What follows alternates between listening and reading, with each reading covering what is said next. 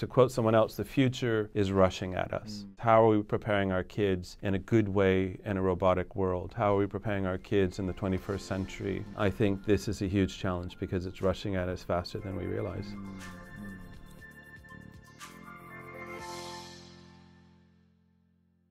Hello everyone, I'm Clifford with Ignite Sendai Startups, and we have another guest sitting down with us in our studio. If you can go ahead and tell our audience your name and what it is you do. So my name is Michael Clemons, and I've been in Japan, living here for about 26 years, and we run an NPO called YouMeWe. And at that NPO, which we really feel is kind of a social impact group, we try to give computers and computer skills to children living in orphanages. And then we're hoping with those skill sets, in addition to career testing, etc., we can help them get jobs when they turn 18. Okay, very good. So obviously, you, me, we, it's social innovation in a sense. Yeah. I'm sure this didn't just come out of a vacuum and you had an idea one day saying, let me do this. What factors led to you beginning this endeavor? Yeah, I mean, I think you're right. I think over the years, things started just kind of clicking a little bit. So, I mean, initially, I was invited to play Santa in one of the orphanages. And so then I became aware that kids were living in orphanages in Japan.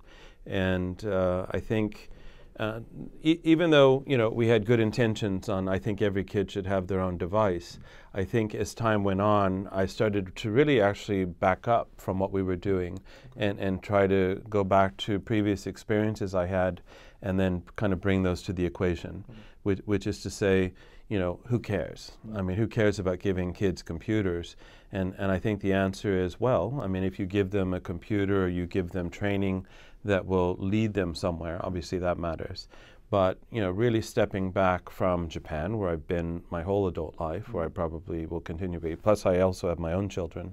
So as I look into the future, I look at the kids that we work with as solutions to the plights Japan has. So it's just kind of an upside down triangle. You have more people over 65 per capita in the world in Japan and less under 15 per capita in the world.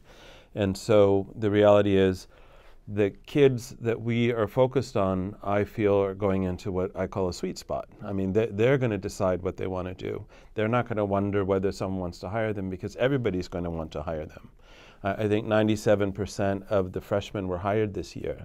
But I think that makes us really look at the population in Japan and all the little pockets of people in Japan, whether it be NEETs, whether it be stay-at-home moms, whether it be the elderly, and how can we get them back into the workforce? How can we make them be part of the solution rather than just sitting around and watching things happen? Right. You've spoken to a lot of different societal issues that currently plague you know, Japanese society right now, and I'm glad you're thinking in the vein of how can we solve these some of these issues, at least as one player in this big puzzle. As a social innovator, in Japan, we think of innovation in Japan, I'm gonna get a startup, I'm gonna have investors, things like that. How do you think people's attitude is towards social innovation in Japan? In Japan, first of all, I think every business should be a social business, right? And I think that the reality about Japan, which is obviously an ancient country, is there must have been innovation all along, right? But I don't necessarily feel the modern day person in Japan feels innovative, and that's false. I think there's a lot of technology, there's a lot of innovation, there's a lot of inventions that are done here. The question is, how do they execute those ideas? How do they roll them out? I happen to have been in the investment banking world. We had a conference in 2004. Without naming names, there was a company that stood up and said, well, this tablet will allow you to watch television all over the world. And we all laughed in 2004. Well, that's now the iPad. So, you know, why didn't that technological company in Japan, you know, execute so that everybody has that particular tablet in their hand now? I mean, there's a technology called iMode, which is way ahead of the curve, and nobody talks about iMode anymore. So, I mean, the reality is there's a lot of technology in Japan, there's a lot of innovation in Japan, but Japan is several waves behind the AI movement. I think that when people are looking at things, they're looking very insulary. They're not thinking globally, and I really think that 2011, with all of the unfortunate things that came out of it, was a reconciling reality that we need to look outside the domestic economy, and so what a better place than Ignite Sendai to highlight that this could really be the bedrock for a lot of technology and a lot of things to come out of Japan and out of Japan into the outside world where people need the technology. I mean, when I first came to Japan, they used a hole puncher on my train ticket. And now, you know, I can just walk through with my iPhone. So, I mean, to see the country just in that isolated event go from a very rudimentary solution to a very high-tech solution, there's so many countries now where you could introduce that to and help them leapfrog over so many years of development. And it would really make them the enviable solution to a lot of other countries that haven't reached that point. What specifically do you see in terms of potential developments here in Sendai and Tohoku? Well, I mean, coming from Tokyo, where you can barely see the sun sometimes because the buildings are so high, I mean, I think Sendai is a lovely place to live. I think, you know, you've got the wide streets, you've got beautiful trees, just the whole kind of vibe of people living in Sendai is very welcoming. And I think that, you know, when we look at Tohoku, I think a lot of people have moved on with regards to their concerns about Tohoku, but I really do feel the effects of the tsunami and the effects of the 2011 disaster are almost even now starting to begin. And I think now that we're where we are now, this is the prime opportunity for people to be investing and people to start helping redefine what it means to be in Tohoku. That's excellent. If I understood, you were doing some of your activities with YouMeWe in Tohoku? Yeah, we work with a home in Iwate and Ofanato, Sendai Tensien for many years. There's 3 homes in Fukushima we have relationships with, but one that's really the closest. And then in Tokyo we have 5 homes, and then next month I'm starting in Nagoya. We have relationships with a home in Kumamoto that we went to after the earthquake. So there's 600 homes in Japan, and we have relationships with about 33. But my goal in 2020 is to put a computer in all 600 homes. So that we kind of seed the homes with, and we want to do it along the 52 stations of Tokaido. We're calling it the 52 or 53 stations. We're calling it the 53 stations of IoT. So we want to really kind of go with that kind of ancient story, but really just keep going so that each home has a computer and naturally connectivity to the internet. I think having Wi-Fi is a human right, right?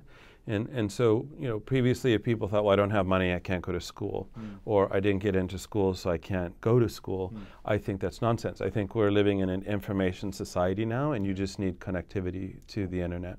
So when I started this, and it's not just because of me, but, you know, only 2/3 of the people didn't have access to Wi-Fi. Now it's down to about 45% of 7 billion people that don't have it. But imagine a world where all 7 people are connected.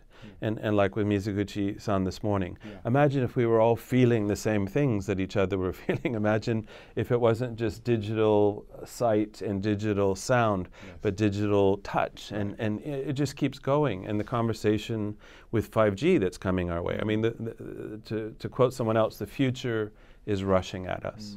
And the question is, how are we preparing our kids in a good way in a robotic world? How are we preparing our kids in the 21st century with employable skills?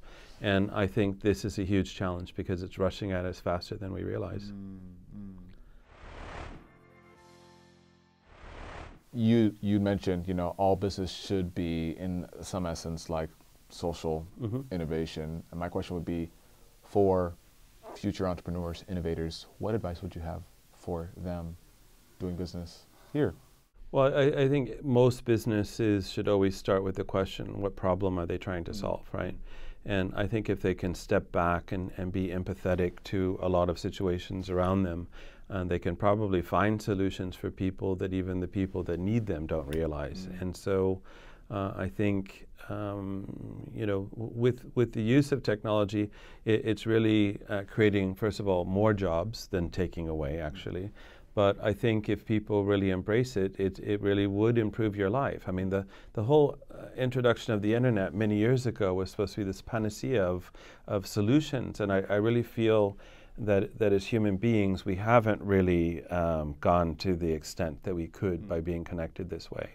And I really feel that going forward, the whole idea of this advancement of technology is to relieve us so we can focus more deeply on the things we really want to do. Yeah. Absolutely. If somebody wanted to find out more about your work, find out more about you, me, we, where could they go to find out more information? Yeah, I mean, we try to be in most social media channels, but we would love people to come to our website, YouMeWe NPO.org. There's a place to sign up to volunteer. There's a place to see what we're doing on our blog, etc. And so, you know, I don't really ask people for money. I'm asking for people's time. And the more we grow, the more I need people. I mean, if we have 10 to 12 homes, I need at least 100 people as volunteers. And so that's really what we're searching for right now. It's more consistent volunteers to build those relationships with the kids in the homes. All right. Well, thank you so very much for your time, Yeah, sir. thank you. Thank you for sitting down with us, Of course. and I look forward to seeing great things happen and maybe volunteering my own time. I hope so. I hope so. That was recorded, right? Yeah.